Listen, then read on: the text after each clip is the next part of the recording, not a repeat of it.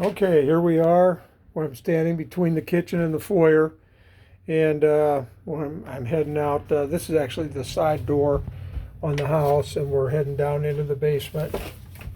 And I know that there's been a lot of water through here, so I want to be very careful about that. Um,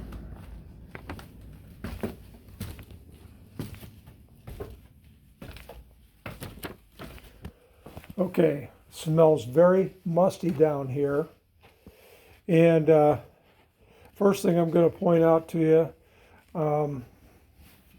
this is the water coming in from the street.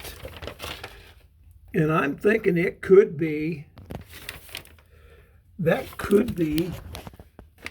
copper, but what we've got from the meter is galvanized pipes or lead pipes, which isn't a good deal.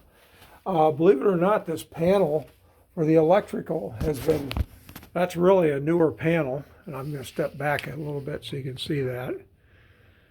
And they ran it in off that mast, so I think that's probably a good thing. What's interesting is they've got this wire at the bottom of the panel coming across, and it's over here. Oh, I see, this is to ground it. It's grounded to the electrical system. Okay, that's fine. But I still don't know what that other piece of conduit out on the outside of the house was. Okay, so we've had some water issues down here for sure from subgrade water. And I don't know if you guys have ever seen this, but this is what they call a gravity-fed furnace. And they call it, the nickname for them was the octopus. And you talk about inefficient and scary. That's what these things were. And all this stuff hanging here is asbestos. And you'd have to have remediation done for the asbestos because there is a ton of it here. And it looks like and it may even be, yeah, I think this right here is probably some form of asbestos. And so this definitely has to go. It definitely has to go. And you're looking at major expense on that. You could be looking at $20,000 by the time it's all said and done, and maybe ramp that up if you're trying to do central air and that kind of thing. What's kind of interesting on this is so far these walls, they look like they could be concrete, which is really interesting.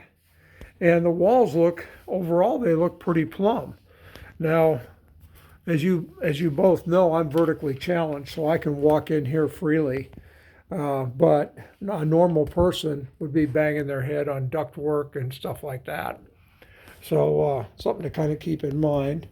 Here's where they had a dryer. And then here's some new PVC going down into the sewer. Now, we don't know what that sewer is like. But what I can tell you is they've been in it before, because that is not the original plug on the sewer. So definitely I would want to know if we have Orangeburg tile or we have an issue with the sewer on this puppy. Because right now we got electrical, we've got siding, we've got plumbing. Those are all concerns.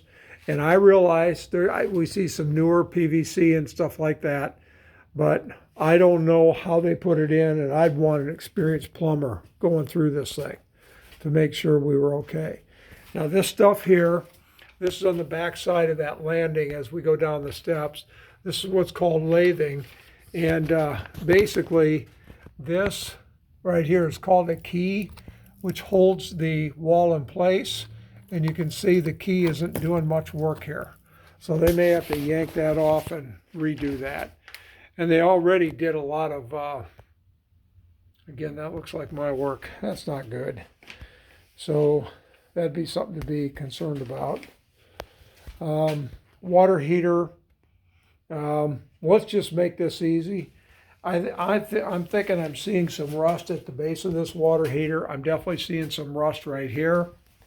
And I've got kind of a rule that if you can see rust on a water heater, and especially up here, they've got some rust. And if you can see that, just to make it easy, just replace it and do it so you don't have a huge water problem. Besides, it is a 40-gallon, but again, I think it has just been a lot of, again, moisture because of the concrete. They haven't run a dehumidifier in here or anything like that. But I will tell you that the walls overall look pretty good. They all look pretty plumb. There's one major crack, but it doesn't show a lot of deflection, where it's, I don't know what that thing is. I'll try to get around it. But the wall, by deflection, I'm meaning that one side of the wall is sticking out more than the other.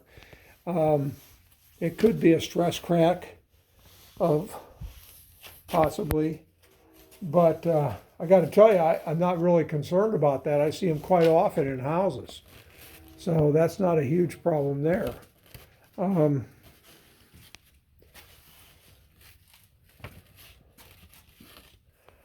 of course, you can see the front side of this gravity-fed system. I bet you I haven't seen one of these in 20 years. I bet it's been 20 years minimum since I've seen one of those. So anyway, I think the floor has some unevenness to it. And what that can be a function of is the fact that you can have subgrade water and it pushes up against the underside of the floor. But again, I've seen a lot worse than this. So from that standpoint, I think a guy would be in pretty good shape. But make no mistake, you're going to be spending some large dollars. I mean, just cleaning up a lot of this duct work and stuff. And, when you bring plumbers and electricians and HVAC guys in, they're going to see far more things probably than I can see. So that's something I want you to keep in mind. Could we reach 100,000 on this in terms of repairs? All day long. All day long you can do that. Now, if you can do a lot of it yourself, that'd be great. But I'm just saying that there's a lot of work to do here. So anyway, and again, I haven't done bids or anything along those lines, but I don't want to paint a pretty picture for you when I'm not really seeing one, except I think the home is pretty plumb overall. I think it still has some measure of bones left for it, but boy, does it need the work. So anyway, with that, I'll let you guys go.